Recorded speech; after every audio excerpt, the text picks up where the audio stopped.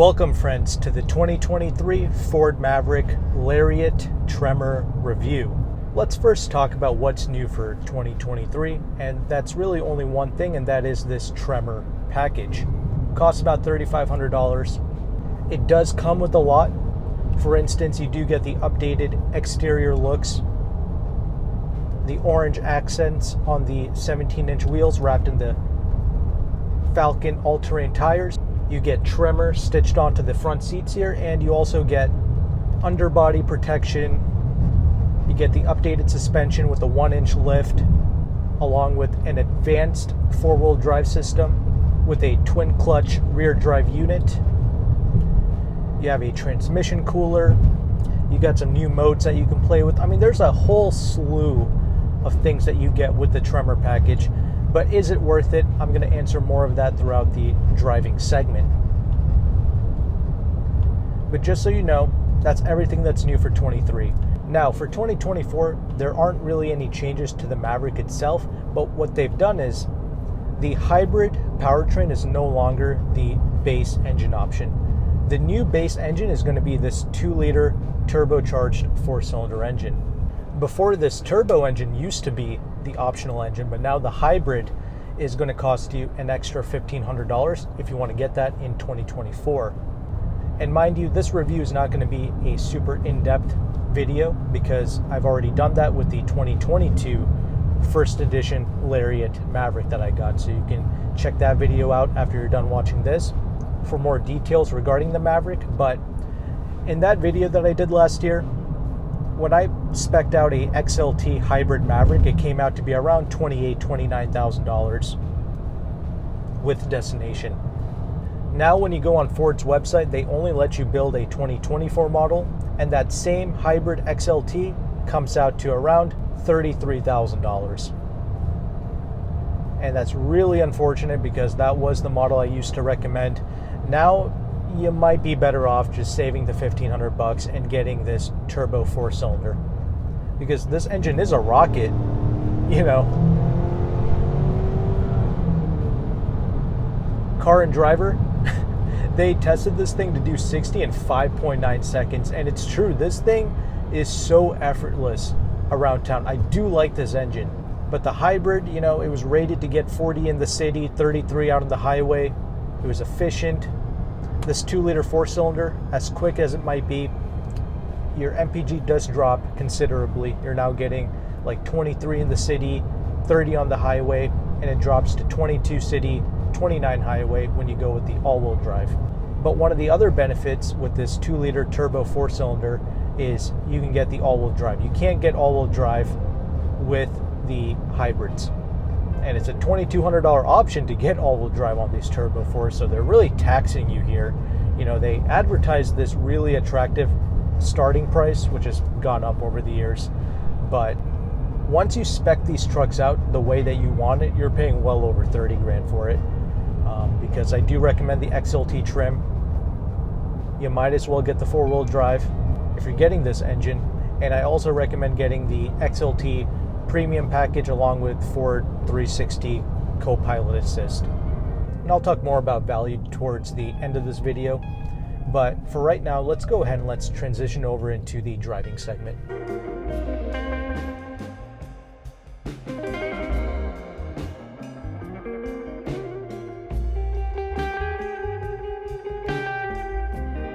All right, I'm going to make this short because I did my in-depth driving impressions with the previous Lariat Maverick that I got to review. But the key takeaway is this is a great driving product. I already expressed my love for this engine, this 2-liter turbo 4-cylinder. This is truly a well done, well calibrated engine here. This is smoother and quieter than some luxury car turbo 4-cylinders I've experienced. They've done a great job in making this a smooth and quiet tone. And it's plenty quick. You just breathe on the throttle and you're off and moving. I love that. It's also made it to this 8-speed automatic transmission, and that does a great job in shifting. Drivetrain is just programmed perfectly. So I like that Ford gave you 2 great powertrain options here, not an issue. And driving wise, it's also excellent. At least with the regular Mavericks, like the one I tested last year. I loved and praised the nimble handling of it, the predictable handling that was also confidence inspiring. You know, you're doing highway speeds, it's not being blown around all over the place. The stability was great. Ride quality, that was also excellent, both with the regular Maverick and this Tremor model as well. It does a great job in absorbing large bumps and small bumps. This truck is easy to place out on the road. The visibility is great. I have no qualms in driving this product. In fact, I love it. This is a product that I would love to daily drive. It's a great family vehicle. It's practical. But what about this Tremor package? Okay, it costs about $3,500. This is a beautiful looking truck. The interior upgrades are nice, and I already mentioned all of the off-road enhancements as well. On paper, it's looking great, but in reality, this Tremor package has introduced a vagueness and a nervousness to the Maverick's handling, which I do not appreciate. This package has taken away from all of the attributes that I loved with the Maverick I tested last year. And some people might say, oh, why does handling matter in a truck? And, you know, people who say things like that, you know, they're beyond help. You can't reason with unreasonable people. So, you know, I leave that aside. I'm not concerned with that. Okay, but handling matters in any vehicle. It doesn't matter what it is, semi-truck, pickup truck, it doesn't matter. Okay? You want your family to be in something that inspires confidence and safety. The regular Maverick certainly offered that.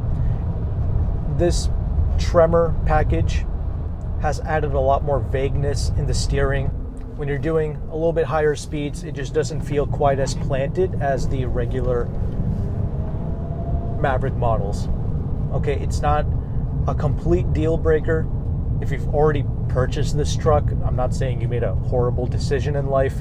It's just that if you haven't purchased a vehicle yet, you might as well skip this Tremor. Okay, save the $3,500, get a better handling product, and also your fuel economy suffers a little bit, especially out on the highway when you go with this Tremor. Instead of getting like 29 on the highway, you get like 26 now. Again, not the end of the world. It's just that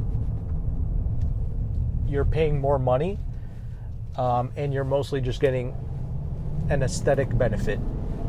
Okay, because nobody's really going to off-road this. I just don't see that happening.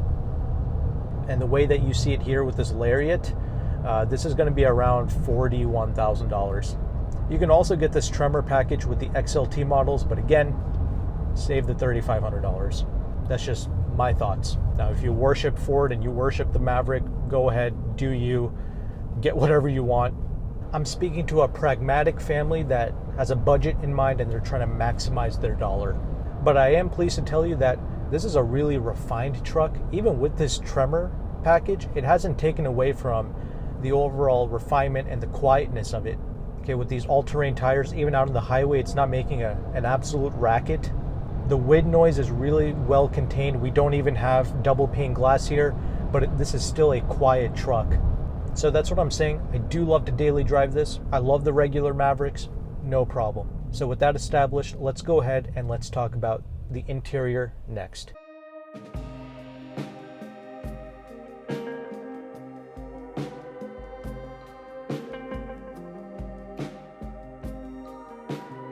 Okay, now that we are stopped, let's go ahead and let's talk about this interior space quickly, because I've already covered this, as I already mentioned. Overall, I love the design. It's also really solid in here. I have noticed just one little rattle coming from the sunglass holder, but that could be fixed if you take it to a dealership.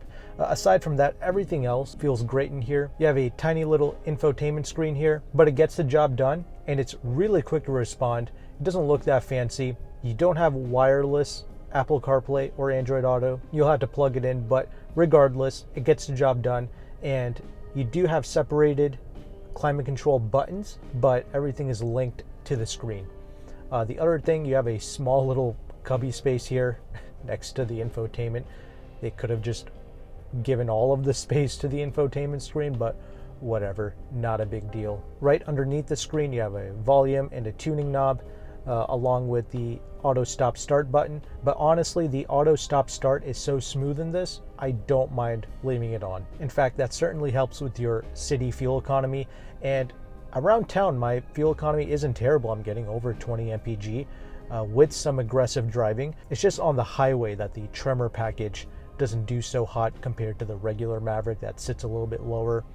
But anyway, enough of that. You have some intelligently designed cubby spaces to house your phone. You can have your phone standing up vertically, or you can have it just laying flat. That's great. You have two cup holders, an elegantly designed gear shifting knob, along with all the little modes that you can play with. You got your digital screen in the middle that shows you some great information. It's also easy to access as well. Door pockets are intelligently designed. They really maximize every square inch of their truck interiors. So you can house all sorts of different size bottles in the door pockets.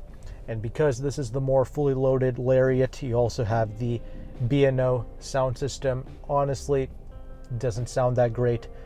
It's not really a reason to upgrade to it. It's not horrible, but it's definitely nothing special. You have one touch up and down windows for all four windows. Seats are really comfortable. Really adds to the daily drivability of this truck. It makes it a true joy. You have some decent lumbar support. Once again, because it's the Tremor, you get the orange stitching, and you also have Tremor embossed / stitched inside of the seat here as well, at least in the front. Your center armrest is pretty spacious, and same thing with the glove box.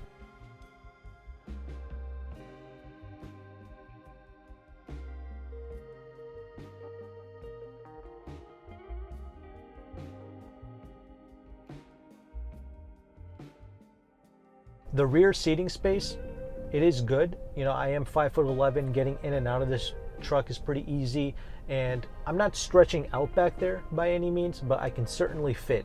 And Ford has intelligently mounted these front seats up a little bit higher, so you can slide your feet underneath the front seats. So that's brilliant.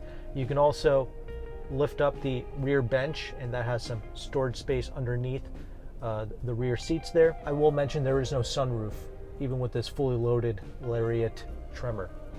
So that could turn off some people. But there is a little glass that moves electronically, at least with this Lariat model, so you can fit some longer items. Or if you have a pet back there, you can give them some more air. Got yourself a little 4.5 foot bed. Again, if you go with an XLT, with the XLT premium package, you will get the bed liner as well, which I think is an absolute must. Also, with the XLT premium models, you will get the 400 watt inverter power outlet in the back as well, which I think is really useful. So it's a good sized bed. It's a good sized truck for a lot of families. Again, you can fit adults in the front and the rear. You have a bed where you can, you know, throw some mulch or some dirt, whatever you need to back there. It's also a good truck for businesses. You know, they can take advantage of the super low starting price of this. Get the base XL. A regular consumer wouldn't be happy with that, but it's a good business truck to purchase. And yeah, I just love this truck as a package. Once again, it's about 200 inches long total. You should be able to fit this inside of a regular garage. It's a great truck. So let's go ahead and let's conclude, and we'll talk more about the value proposition of this truck.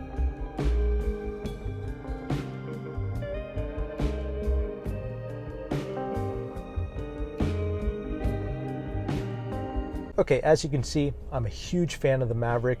I really love this truck. Some of you might think I was too hard on the Tremor package, but I don't want you to get the wrong impression. I'm not saying that this is like an unwieldy truck now that handles terrible and all this stuff. No, it's just that compared to the regular Maverick, this Tremor has taken away some of my most favorite attributes of daily driving a regular Maverick. Once again, it's introduced that vagueness and that nervousness in its handling tendencies, which the regular truck simply did not have. Not to mention, most people are not going to make use of the off-road capability of this truck. After all, Ford intended this to be an affordable entry-level truck, so you should option and price this in such a way. I don't think it's too wise paying over 40 grand for this. I think it's best to maximize the value, go with that mid XLT trim level, get things like the four-wheel drive if you need it, the premium packages, and perhaps the tow package. That's another thing I forgot to mention.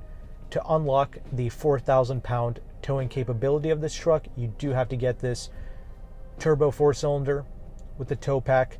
And even with that 4,000 pound towing capability, that's still 1,000 pounds less than what you get with the Hyundai Santa Cruz. But I feel like if you're really that serious about towing, you might get something like a full-size truck instead. If you really got big boy toys to tow, then I'm assuming you have money and you can just pay to get a bigger truck to tow your large items. This is more so meant for a small family that just doesn't want to dirty up an SUV. They just want to throw their flowers and their dirt, mulch, things of that nature in a separate bed, and that's what this Maverick is offering.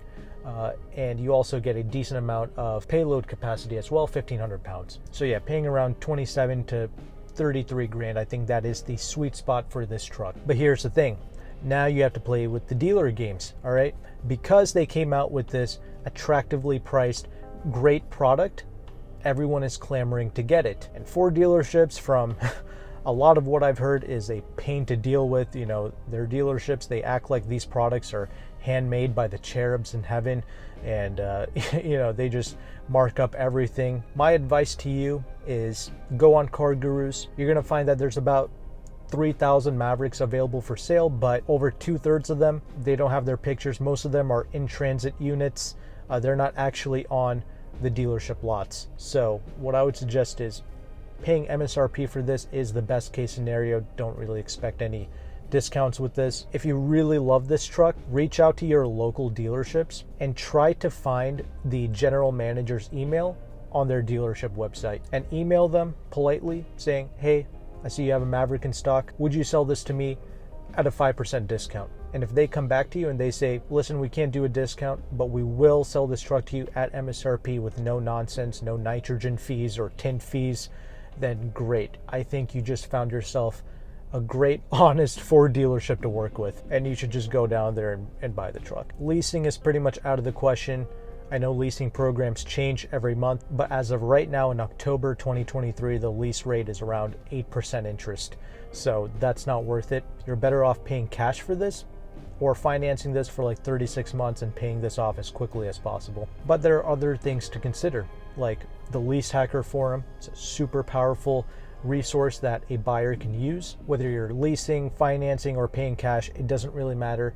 The point of the Lease Hacker Forum is to maximize the discounts that you can get. And as you can see, products like this, when a car company has like an affordable truck or an affordable compact vehicle, now the dealer games begin. Now you start seeing markups, and now you start seeing no incentives, no good lease deals, etc. But people don't think about the larger vehicles that you can get at the discounts and at the good lease deals and the low interest rates. Like for instance, a lot of automotive brokers on the Lease Hacker Forum, none of them really represent Ford. They all say that Ford dealerships are not very cooperative. They're not really interested in providing great deals. But CDJR and Chevrolet/GM stores, they are more keen on working with brokers, and you can get much better deals with their products. For instance, like a Ram 1500 or a Chevy Silverado, full-size trucks, you can get 8, 10, 12% off MSRP plus manufacturer incentives. And if you don't know what any of this is, that's what I'm saying. Go on the Lease Hacker Forum, research these things, because you can get a full-size truck for maybe around $40,000, $45,000. Yes, it's going to be more of a base model, but that's a full-size truck, much more capabilities. The lease deals on a Ram pickup truck, it's like a 2% interest rate on the lease. So you can just lease it for 36 months, take advantage of the low interest rate, and then buy out the truck at the end of the lease, while having the security of being able to just take it back to the dealership if, God forbid, you get into an accident and the vehicle is now devalued because there is an accident now on the Carfax. You don't have to worry about that. You just dump it back to the dealership. But if it's a clean car, you happen to like it, you can just buy it out at the end of the lease. And now you are able to take advantage of lease incentives, manufacturer incentives, and a massive dealer discount, which there's none of that with these kind of entry market type vehicles. There's just a lot of waiting games and pricing games as well, whereas people think they can't afford those larger trucks. But you would be surprised if you just think outside the box. You can really make those larger purchases happen, and it doesn't have to cripple your budget. There's also the Toyota trucks, the Tacos, the Tundras. They actually lease out pretty well, and the Nissan Frontier as well. All of these things are things that you might want to consider before playing games with a Ford dealership on one of these Mavericks. Yes, it's a great product. Yes, I love driving it, but the deals, they're non-existent. So hopefully you can understand that I am with you, the consumer. I'm trying to be on your side, and I'm trying to give you alternatives and options and resources that you can use to your advantage. So even if you're not in the car market now, in the future, if you are, you can keep all of this in mind. You can think outside of the box, and you're armed with more knowledge than the average consumer. So hopefully you can appreciate that, and hopefully you found value with this content. If you did, make sure to like and subscribe. But thank you so much for your time and for watching this video. Take care and goodbye.